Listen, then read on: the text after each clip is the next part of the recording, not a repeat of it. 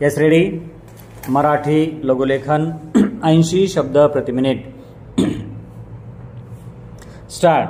प्यारा, प्रदूषण ही समस्या आहे।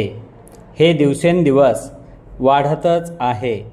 प्रदूषण हा जीवनसृष्टीचा फार मोठा शत्रू असून मानवाच्या पाठीमागे लागलेले महाभयंकर विघ्नच आहे। ध्वनी प्रदूषण व जल प्रदूषण असे प्रदूषणाचे मुख्य प्रकार आहेत। ज्यावेळी नैसर्गिकरित्या केर कचरा, सांडपाणी इत्यादी नष्ट करण्याचे प्रयत्न संपतात त्यावेळी प्रदूषणाचा प्रारंभ होतो। घराघरातून उदाहरणार्थ खराब भाजीपाला, वापरलेली पाने, मोठ्या प्रमाणात हल्ली साखर कारखान्यातून बाहेर सोडली जाणारी मळी, तसेच लहान मोठ्या कारखान्यातून धुराड्याद्वारे बाहेर पडणारे वायू, मोटारीचा धूर, पाण्यात सोडली जाणारी वाया गेलेली रसायने, मोठमोठाले कर्कश आवाज, त्याचप्रमाणे त्यामुळे होणारे आघात, शास्त्रज्ञांनी प्रयोगादाखल केलेले वैज्ञानिक स्फोट, त्याचप्रमाणे ज्याला आपण दिवाळी म्हणतो त्या दिवाळीत मजा म्हणून शोभेची दारू उडवितो, त्यापासून निर्माण होणारे दूषित धूर इत्यादी अनेक प्रकारच्या कारणांमुळे प्रदूषण निर्माण होते आणि सर्वांचा परिणाम आज मानवी जीवनावर तसेच सजीव प्राण्यांवर झालेला दिसून येतो।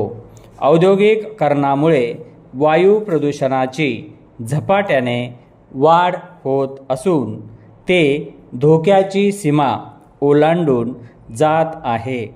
ज्याप्रमाणे वायू प्रदूषण त्याचप्रमाणे जल प्रदूषणही वाढत आहे। तसेच ध्वनी प्रदूषणाचाही मानवी जीवनावर तितकाच दुष्परिणाम होत आहे।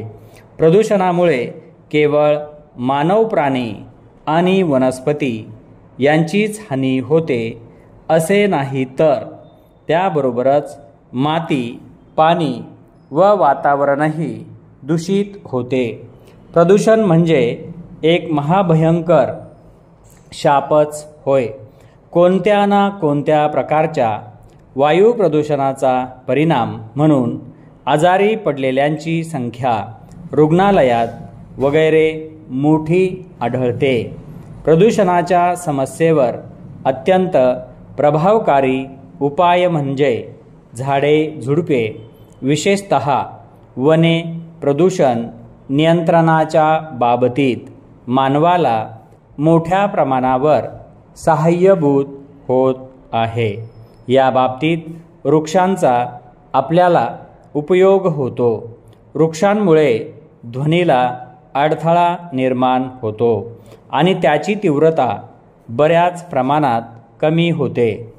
परिच्छेद सारांश असा की प्रदूषणाचे दुष्परिणाम हा एक भयंकर शाप आहे, परंतु त्यावर उपाय म्हणजे अधिकाधिक वृक्षारोपण आणि आपल्या वनांचे संरक्षण व संवर्धन करणे। आपल्या जीवनमानाचा दर्जा अधिक उंचावण्यासाठी आणि आपले जीवन निकोप व आनंददायक होण्यासाठी तसेच राष्ट्राच्या विकासासाठी आज वृक्षांची अत्यंत गरज आहे।